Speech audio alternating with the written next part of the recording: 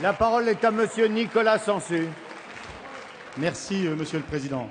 Monsieur le Premier ministre, jeudi dernier, le premier rapport du comité de suivi s'interrogeait déjà sur l'efficacité du crédit d'impôt compétitivité emploi, ce cadeau de 20 milliards aux entreprises distribué sans contrepartie, sans distinction selon la taille des entreprises et les secteurs d'activité.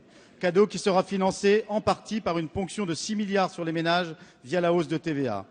Cette mesure, comme le dit M. Pisani-Ferry, président du dit comité de suivi, bénéficiera très largement à des secteurs qui ne sont pas exposés à la concurrence internationale, à l'instar de la grande distribution ou du BTP. Vinci, Bouygues, Eiffage figurent ainsi parmi les plus gros bénéficiaires, alors qu'ils affichent des bénéfices à donner le tournis. Sans compter les entreprises bénéficiaires qui sacrifient l'emploi, tout en versant de copieux dividendes à leurs actionnaires, Arcelor, Sanofi, Alcatel et tant d'autres encore. Monsieur le Premier ministre, notre économie ne souffre pas du coût du travail, mais d'un coût du capital exorbitant.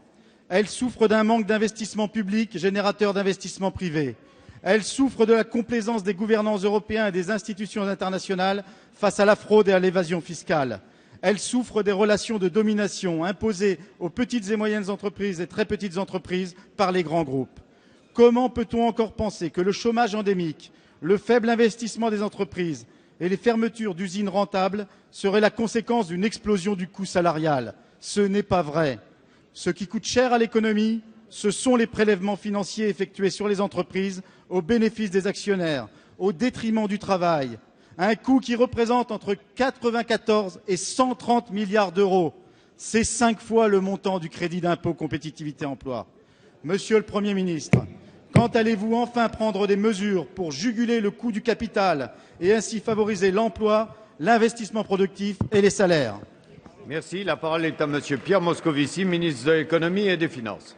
Monsieur le député Nicolas Sansu, vous savez à quel point je respecte toujours votre pensée sans toujours pour autant la partager. Et là, en l'occurrence, j'ai avec vous quelques points d'écart.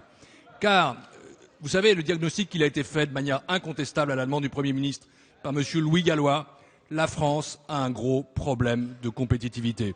Et c'est la raison pour laquelle, il y a un an, le gouvernement a pris le pacte de compétitivité, dont le crédit d'impôt compétitivité emploi est la mesure la plus emblématique, pas la seule, mais la plus puissante. Car, de quoi s'agit-il? Il s'agit de donner moyen aux entreprises françaises d'embaucher, d'investir, d'exporter et d'innover. Et cela justifiait aussi qu'on réduise l'écart effectif de coût du travail entre notre pays et son grand voisin et compétiteur, l'Allemagne. Et c'est cela que fait le CICE. Je me suis rendu il y a peu de temps dans votre département, à Bourges, dans votre bonne ville de Vierzon. Et vous savez comme moi à quel point les entreprises apprécient ce dispositif. Alors après, un comité partenarial a été mis en place et il a abouti déjà à 3 conclusions. La première, c'est que le dispositif fonctionne.